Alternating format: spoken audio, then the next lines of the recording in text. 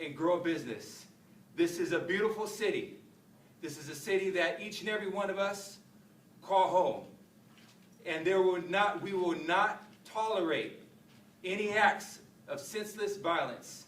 Those will be held accountable, and we will use every resource at our disposal to make sure the people of our city are protected and feel safe, and that no parent has to worry about taking their kids to a park, that nobody would have to worry about looking over their shoulder when they go to the grocery store, and that our unhoused population here in the city of Stockton will be able to rest a little bit easier tonight as we take the next steps towards getting them help and healing in their life.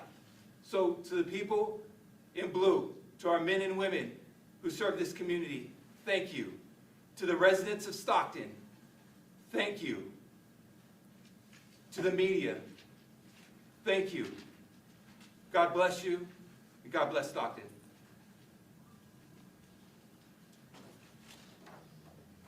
Good afternoon, ladies and gentlemen, and thank you for being here. Before I begin the statement on behalf of the Office of the District Attorney, I'd like all of us to take a moment of silence for these victims. If you would join me.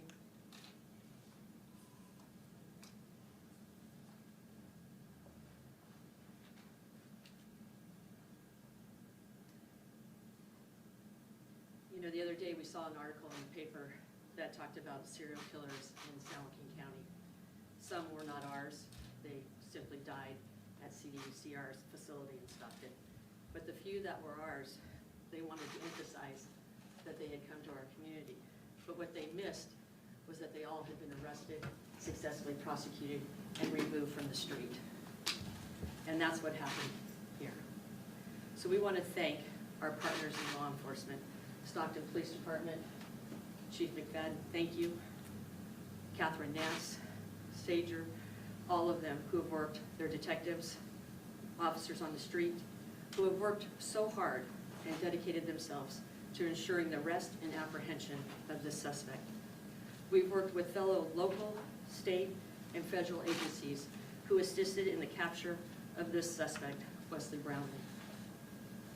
I want to thank District Attorney Ron Freitas-elect, Chief James Boyko from the Bureau of Investigations, and a marvelous team from my office, Supervising Deputy District Attorney Caitlin Casey, Deputy District Attorneys Janet Smith and Elton Grau, for their hard work and dedication, 24 hours a day, 7 days a week, on this case and all the other cases that they handle. They're the most ethical, professional, hardworking people you could have the privilege of working with. The City of Stockton, all of their resources were made available during the course of this investigation. So thank you, City Manager. We appreciate that. ATF and our business community, our spiritual community. I couldn't go 5 feet in this community where people weren't saying prayers that we find this individual, and prayers for the survivors and families that have been so terribly harmed by these crimes. I want to thank all of them, also those who contributed to the reward amount. In conjunction with Stockton Police Department, the San Joaquin County District Attorney's Office is committed to ensuring the safety of our community. My administration has been working around the clock to providing any necessary resources that the Stockton Police Department would need during the course of this investigation into these tragic killings. My deputy district attorneys, who have been here all night, are reviewing the evidence as we speak, and they're working actively in partnership with the investigation to determine the charges that we'll proceed on. The defendant, because I'm no longer ever going to say his name again, because he doesn't deserve to have a name. He doesn't deserve to be out there. So the defendant is what we're going to call him from now on. The defendant will have charges, will be arraigned in court on Tuesday afternoon at 1:30. At that point, after the arraignment, we'll have a press conference announcing the charges and discussing those charges further with you. This is a very fluid and ongoing investigation. So we will most likely be adding charges, but at this time, we have to bring them before a magistrate within 48 hours. That clock's running now, so we have till Tuesday to bring them in. We'll arraign them at that time, and then we'll proceed to continue to assist with the investigation and also assist in healing our community. Our Family Justice Center, our doors are open, our victim witness services are available, and we're here to help. This crime was solved because we're Stocktonians. Because you don't come to our house and bring this kind of reign of terror and not mobilize 350,000 people, 780,000 in this whole entire county, mobilized, and captured this individual whose reign of terror is no longer. So I want to thank San Joaquin County, and particularly the city of Stockton, community members, activists, people in our faith-based community, businesses, our law enforcement, our prosecution, and now we'll be rolling into the court. Thank them all for this opportunity to really bring home justice for these victims. At this time, I believe we'll open it up for questions. Yeah, we'll take a few questions and we'll do our best to respond to the extent that we can respond. I know you didn't want to say. I'm sorry. I too would like to thank all of our law enforcement partners, especially the brave men and women of the Stockton Police Department and the Deputy District Attorneys assigned to this case from the very beginning. Supervising Deputy District Attorney Caitlin Casey, Deputy District Attorney Eldon Grau, and Deputy District Attorney Janet Smith. Our thoughts and prayers are with the victims and their families. And the suspect's reign of terror in our community has come to an end. As the incoming district attorney, I look forward to prosecuting him to the fullest extent of the law. Thank you. I know you didn't want to say his name, but for us to get it right, could you please say and spell the suspect's name for us? And where is he from? And does he have a prior criminal record?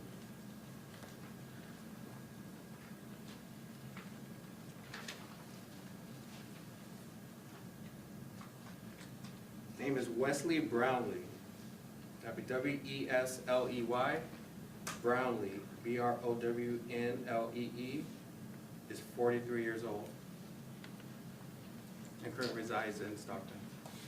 Chief, you Priors? mentioned he was hunting. Are those words that came from the suspect? No, those are not. Those are us watching his patterns and behavior. Can you speak to the value of the new Facebook group that has been working and mobilizing and been called a trailblazing effort to contribute to this investigation, and also how you see them playing a role in continuing to secure additional tips and help to bring healing to the community? I know my PIO, Joseph Silver, has partnered with them and has stayed in communications as far as information that's been going back and forth. But Chief. we're absolutely willing to have people, you know, it takes us all to solve these types of cases, and we're very happy to see a group of folks willing to come together and put a lot of time into it as well. Chief, to the extent you can, could you walk us through the investigative steps that led the investigators this morning to this guy's car, and how, you know, what evidence we have to know that this is our guy? I can tell you I have information that had got us to his place of residence, and at that point, we maintained eyes on that residence until he became mobile.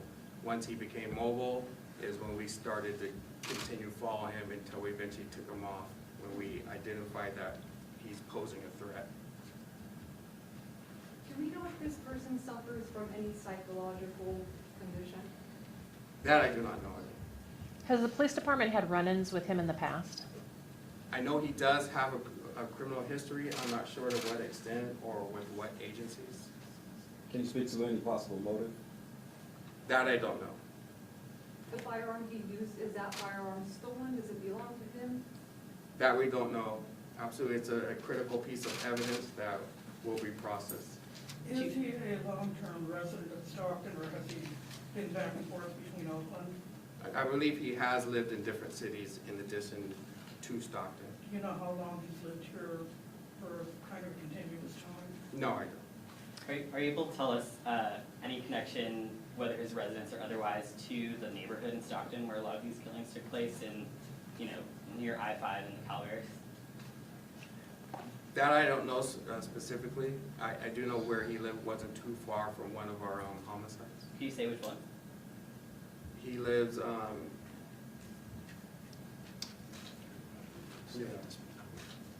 Are you able to speak to his mode of transportation? A lot of theories have been speculated as to railroad, vehicle, and speak to any of those details? Well, all we know is he was mobile in a vehicle, and that's all we know. We know part of his pattern in praying is at some point to get on foot. Can you describe the vehicle at all? No, Chief, you said that you followed him until you are identifying that he was posing a threat. What exactly, was that? What was he doing that made you think he was on the hunt on this mission? just his pattern were consistent with some of the patterns that we had seen were, around parks, around dark places, stopping, looking around, moving again. And at that point, we thought for the safety of the public, it was best to take this person off. All right, thank you, guys. That concludes our press conference today. Thank you.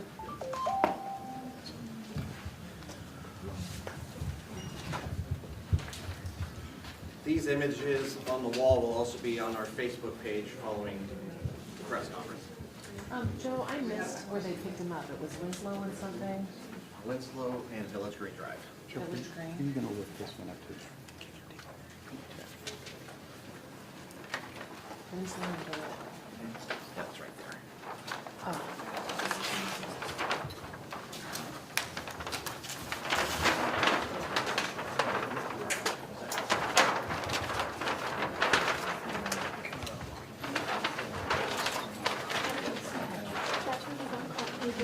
Oh, do you want that? I know that's gonna be on Facebook as well, so I wasn't sure if you wanted me to get a picture of that. Yeah. Okay, I'll get it.